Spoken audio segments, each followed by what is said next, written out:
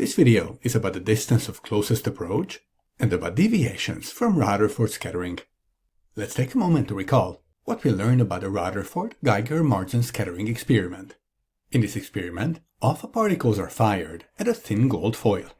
Most particles pass through the foil undeflected. Some particles are scattered through large angles, while a very small percentage of the particles is backscattered in the opposite direction to where they came from. As we saw, these results provide evidence that the atom is mostly empty space. It contains a small, dense, positively charged nucleus, and almost all the atom's mass is contained in this nucleus. In our next step in this video, we'll focus on the alpha particles that are backscattered in the opposite direction to where they came from. Such particles practically collide head-on with a gold nucleus. We can draw such a collision on a diagram like this. Let's examine what exactly takes place during this collision. When the alpha particle is fired at a distance away from the gold nucleus, travels at a high speed, it has a large amount of kinetic energy. A key concept here is that both the alpha particle and the gold nucleus are positively charged. As the alpha particle is approaching the nucleus, electrostatic repulsive force between the alpha particle and the nucleus increases. Due to this repulsive force, the alpha particle slows down and its kinetic energy decreases. Of course, this kinetic energy is not simply lost, it is converted into electrical potential energy. So as the alpha particle is moving towards the gold nucleus, it is slowing down. At some point it reaches the position of closest approach. It comes to rest for a moment. Of course, at this position, the kinetic energy of the alpha particle is zero. Its electrical potential energy is at a maximum. As I already mentioned, the name of this position is the position of closest approach. Logically, the exact distance of this position, the center of the gold nucleus, depends on the initial kinetic energy, so on the initial speed of the alpha particle.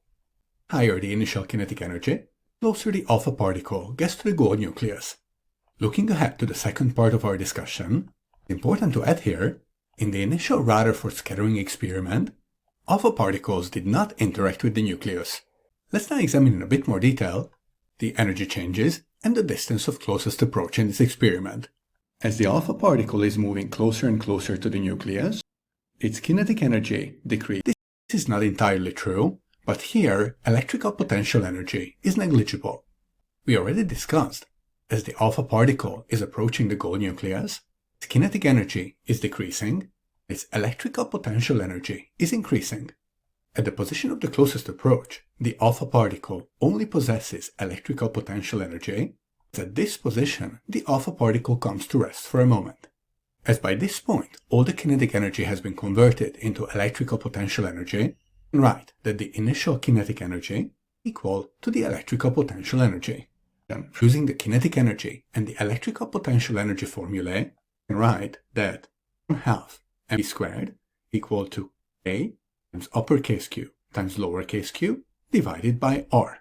In this equation, m represents the mass of the alpha particle, b the initial speed of the alpha particle, a is Coulomb's constant, uppercase q and lowercase q, the charges on the gold nucleus and on the alpha particle respectively, and r is the distance between the position of the closest approach and the center of the gold nucleus, in other words, the distance of closest approach, which on the diagram can be drawn like this. Rearranging for r, that it is equal to 2k uppercase q times lowercase q divided by mv squared. The key point here is that as k, uppercase q, lowercase q, and m are all constants, the position of closest approach depends only on the initial speed of the alpha particle. At our final point in this video, let's discuss deviations from Rutherford scattering. Now, when this experiment was first carried out, alpha particles were fired at relatively low speeds.